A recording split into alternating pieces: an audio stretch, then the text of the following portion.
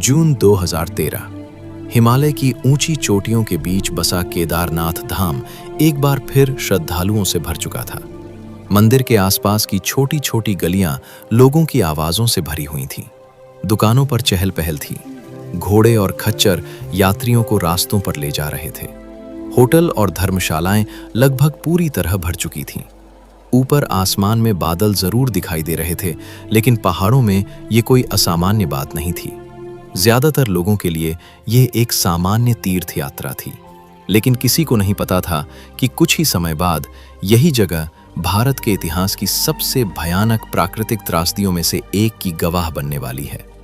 केदारनाथ समुद्र तल से लगभग 3500 मीटर की ऊंचाई पर स्थित है। चारों ओर विशाल पहाड़, नीचे बहती मंदाकिनी नदी और बीच में सदियों पुराना मंदिर। हिमालय दुनिया की सबसे युवा पर्वत श्रृंखलाओं में से एक है। यहाँ की चट्टानें अभी भी लगातार बदल रही हैं। भूस्खलन और अचानक मौसम बदलना यहाँ कोई नई बात नहीं है, लेकिन जून 2013 में जो होने वाला था वो सामान्य नहीं था। उस साल मॉनसून ने अपने तय समय से पहले उत्तर भारत की ओर बढ़ना शुरू कर दिया था। मौसम वैज्ञानिक लगातार बदलते हालात पर नजर रख रहे थे। बंगाल की खाड़ी और अरब सागर से आने वाली नमी हिमालय की ओर बढ़ रही थी। पहाड़ों के ऊपर भारी मात्रा में बादल जमा होने लगे थे। 14 जून तक उत्तराखंड के कई हिस्सों में बारिश सामान्य से कहीं ज्यादा दर्ज की जा चुकी थी, लेकिन तीर्थ यात्रा जारी थी। लोग लगातार केदारनाथ पहुंच रहे थे। मंदिर में दर्शन हो रहे थे। हालांकि स्थानीय लोगों ने बदलाव महसूस करना शुरू कर दिया था। जो लोग वर्षों से इन पहाड़ों में रह रहे थे, उन्हें बारिश का अंदाज कुछ अलग ही लग रहा था। मंदाकिनी नदी का व्यवहार बदलने लगा था। पानी पहले से ज्यादा तेज बह रहा था। नदियों और झरनों की आवाज पहले से कहीं ज्यादा सुनाई देने लगी थी, लेकिन अभी तक किसी ने इसे आने वाली तबाही का संकेत नहीं माना। 15 जून तक बारिश और तेज हो गई। पहाड़ों की ढलानों से छोटे छोटे पत्थर गिरने लगे। कई जगहों पर मिट्टी खिसकने की घटनाएं सामने आने लगी। कुछ रास्ते बाधित हो गए। फिर भी यात्रा पूरी तरह नहीं रुकी। हजारों श्रद्धालु अभी भी ऊपर की ओर बढ़ रहे थे। उन्हें क्या पता था कि अगले दिन की सुबह उनकी जिंदगी की सबसे कठिन सुबह बनने वाली है। 16 जून की सुबह बारिश अभी भी जारी थी। कई जगह बादल इतने नीचे आ चुके थे कि दूर के पहाड़ दिखाई ही नहीं दे रहे थे। ठंडी हवाएं चल रही थीं। आसमान लगभग पूरी तरह धूसर हो चुका था। मौसम लगातार खराब होता जा रहा था। मंदाकिनी नदी का जल स्तर बढ़ रहा था। उसका बहाव पहले से और ज्यादा आक्रामक दिखाई दे रहा था, लेकिन केदारनाथ में मौजूद ज्यादातर लोग अपने धार्मिक कार्यक्रमों में व्यस्त थे। ऊपर से सभी की जिंदगी सामान्य दिख रही थी, लेकिन पहाड़ों के ऊपरी हिस्सों में हालात तेजी से बदल रहे थे। केदारनाथ मंदिर के पीछे ऊंचाई पर एक हिमनदीय झील मौजूद थी। इसे चोराबाड़ी ताल या गांधी सरोवर कहा जाता है। लगातार बारिश और तेजी से पिघलती बर्फ के कारण इस झील में पानी का स्तर बढ़ता जा रहा था। नीचे मौजूद लोगों को इसका अंदाजा नहीं था। वे उस खतरे को देख ही नहीं पा रहे थे जो पहाड़ों के पीछे छिपा हुआ था। घंटे गुजरते गए। बारिश रुकने की बजाय और तेज होती गई। अब कई लोगों को चिंता होने लगी थी। कुछ होटल और धर्मशालाओं में ही रुक गए। कई लोग मंदिर परिसर के आसपास सुरक्षित जगह तलाशने लगे, लेकिन तब तक बहुत देर हो चुकी थी। प्रकृति धीरे धीरे अपनी शक्ति इकट्ठा कर रही थी। मौसम हर घंटे के साथ अधिक खतरनाक बनता जा रहा था। 16 जून की शाम आते आते हालात और भी ज्यादा गंभीर हो गए। ऐसा लग रहा था मानो आसमान लगातार पानी उड़ेल रहा हो। चारों तरफ पानी की आवाज शोर मचा रही थी और पहाड़ों से आने वाली अजीब सी गूंज पूरा वातावरण बेचैन करने लगी थी।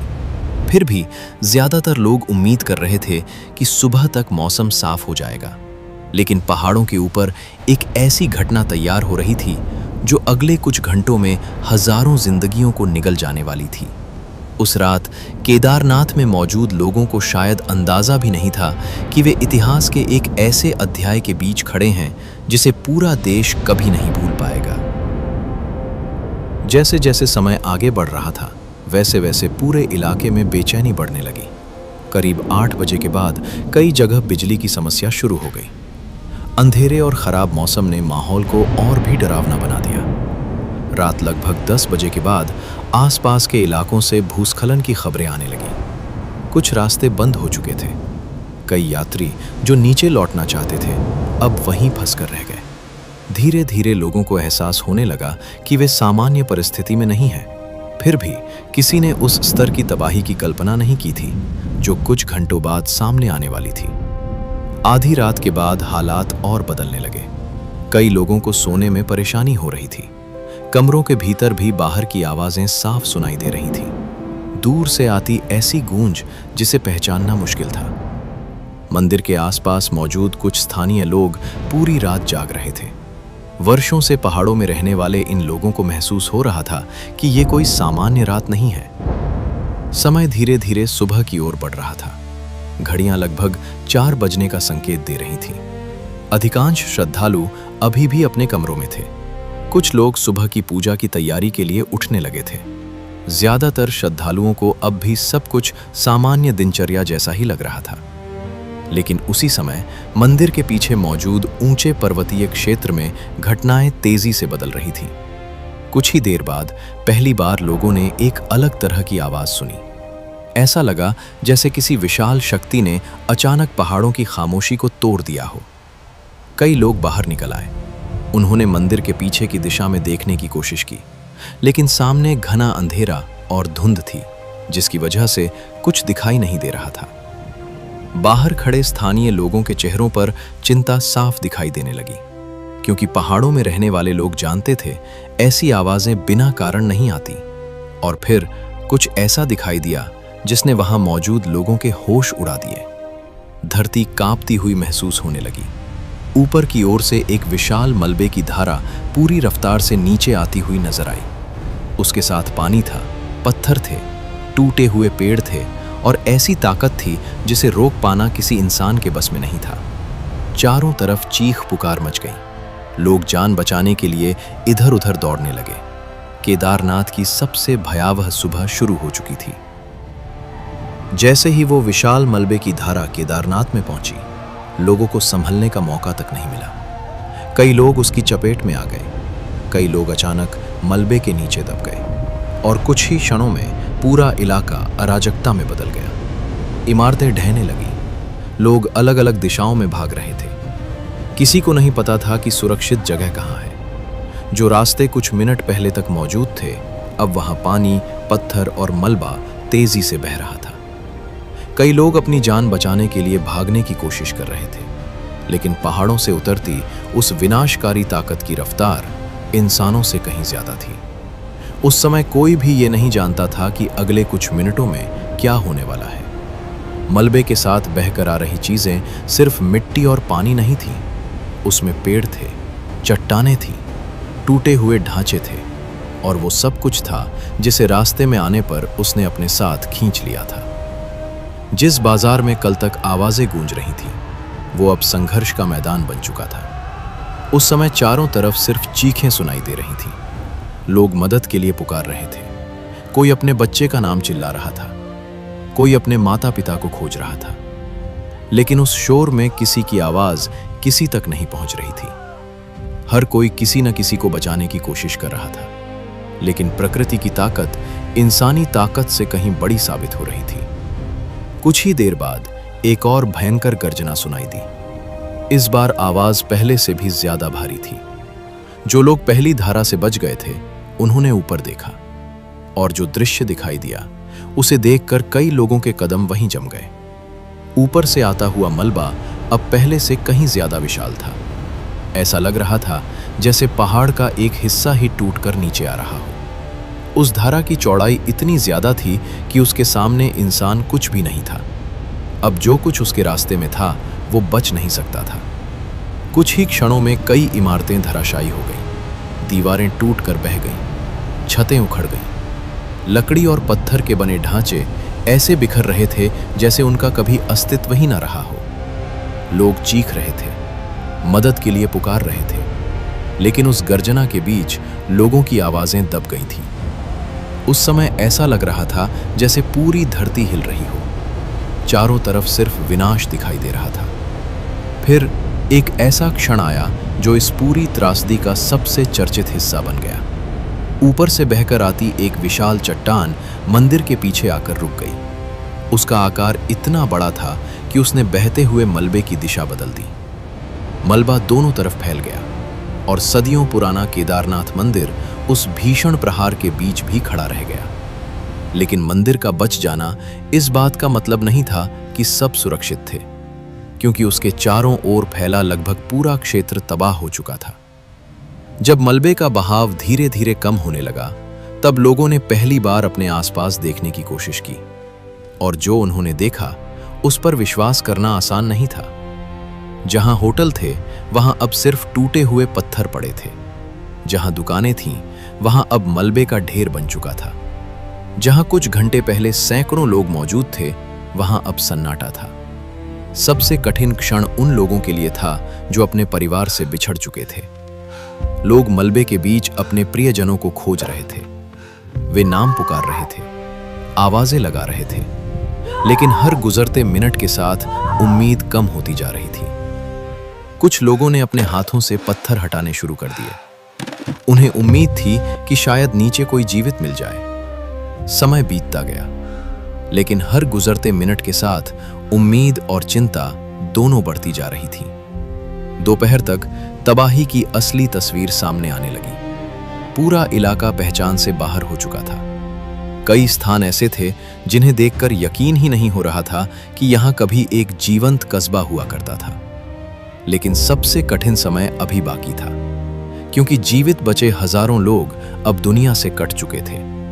न उन्हें पता था कि नीचे क्या स्थिति है, न नीचे मौजूद लोगों को पता था कि ऊपर क्या हुआ है। केदारनाथ अब एक अलग थलग पड़ा हुआ क्षेत्र बन चुका था, और वहां मौजूद हर व्यक्ति सिर्फ एक चीज का इंतजार कर रहा था, मदद का।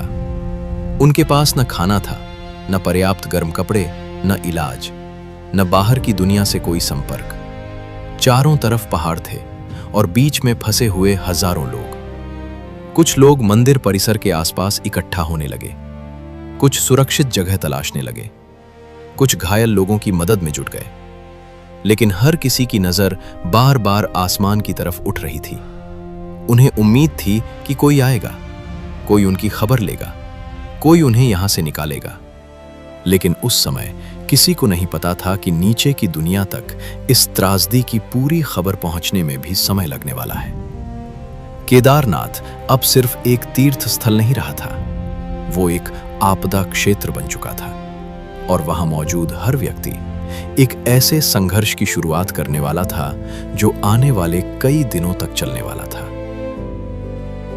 17 जून 2013 तबाही का सबसे भयानक दौर गुजर चुका था, लेकिन केदारनाथ में फंसे लोगों के लिए असली परीक्षा अब शुरू हुई थी। जहां तक भी नजर जाती वहां विनाश ही दिखाई दे रहा था। टूटे हुए भवन, बिखरे हुए सामान, पत्थरों और कीचड़ से भरी जमीन, और उन सब के बीच हजारों लोग जो अभी भी समझने की कोशिश कर रहे थे कि उनके साथ आखिर हुआ क्या है। कई लोग पूरी रात और पूरा दिन अपने परिवार वालों को खोजते रहे। कुछ लोगों को अपने प्रियजन मिल गए, लेकिन बहुत से लोग ऐसे भी थे जिनकी पुकार का कोई जवाब नहीं मिला। समय बीत रहा था, मौसम अभी भी पूरी तरह साफ नहीं हुआ था, और सबसे बड़ी समस्या ये थी कि केदारनाथ अब लगभग दुनिया से कट चुका था।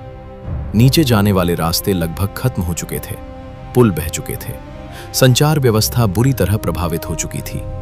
जो लोग ऊपर फंसे थे उन्हें नहीं पता था कि मदद कब पहुंचेगी, और नीचे मौजूद लोगों को नहीं पता था कि ऊपर हालात कितने भयावह हैं। धीरे धीरे इस आपदा की खबर देश के बाकी हिस्सों तक पहुंचने लगी। पहले स्थानीय प्रशासन को जानकारी मिली, फिर राज्य सरकार को, और फिर पूरा देश उत्तराखंड की तरफ देखने लगा। टीवी चैनलों पर लगातार खबरें आने लगी। हर कोई जानना चाहता था कि केदारनाथ में आखिर हुआ क्या है। लेकिन पहाड़ों में फंसे लोगों के लिए उस समय सबसे महत्वपूर्ण सवाल सिर्फ एक था, क्या कोई हमें बचाने आएगा? 18 जून की सुबह जब मौसम ने थोड़ी राहत दी, तब पहली बार आसमान में हेलीकॉप्टर दिखाई दिए। दूर से आती उनकी आवाज सुनकर कई लोगों की आंखों में उम्मीद लौट आई। कुछ लोग हाथ हिलाने लगे, कुछ लोग खुले स्थानों की ओर भागे, कुछ लोग सिर्फ आसमान को देखते रहे, क्योंकि कई घंटों बाद पहली बार उन्हें लगा कि वे अकेले नहीं हैं। लेकिन बचाव अभियान आसान नहीं था। ऊंचाई, खराब मौसम, टूटे हुए रास्ते और हजारों फंसे हुए लोग। ये भारत के इतिहास के सबसे कठिन रेस्क्यू ऑपरेशनों में से एक बनने वाला था। भारतीय सेना, भारतीय वायुसेना, आईटीबीपी, एनडीआरएफ और कई अन्य एजेंसियां राहत और बचाव कार्य में जुट गईं। हेलीकॉप्टर लगातार चक्कर लगाने लगे। फंसे हुए लोगों को सुरक्षित स्थानों तक पहुंचाने की कोशिश शुरू हुई। लेकिन समस्या ये थी कि जिन लोगों को निकालना था उनकी संख्या बहुत ज्यादा थी और समय बहुत कम। कई जगहों पर सैनिकों को पैदल पहुंचना पड़ा, कई किलोमीटर तक मलबे और टूटे हुए रास्तों के बीच चलकर। कई बचाव कर्मियों ने बाद में बताया कि उन्होंने अपने जीवन में ऐसा दृश्य पहले कभी नहीं देखा था। हर तरफ तबाही थी, हर तरफ मदद की जरूरत थी और हर तरफ ऐसे लोग थे जिन्हें उम्मीद थी कि कोई उन्हें यहां से निकाल ले जाएगा। दिन गुजरते गए, एक एक करके हजारों लोगों को सुरक्षित निकाला गया। कई लोगों को हेलीकॉप्टर से, कई लोगों को पैदल मार्गों से, कई लोगों को अस्थायी रास्ते बनाकर। ये एक ऐसा अभियान था जो लगातार कई दिनों तक चला। लेकिन इस अभियान की भी एक कीमत थी। 25 जून 2013 को बचाव अभियान के दौरान एक हेलीकॉप्टर दुर्घटनाग्रस्त हो गया। इस दुर्घटना में भारतीय वायुसेना और राहत कार्य से जुड़े कई लोगों की जान चली गई। वे लोग दूसरों की जान बचाने निकले थे, लेकिन खुद वापस नहीं लौट सके।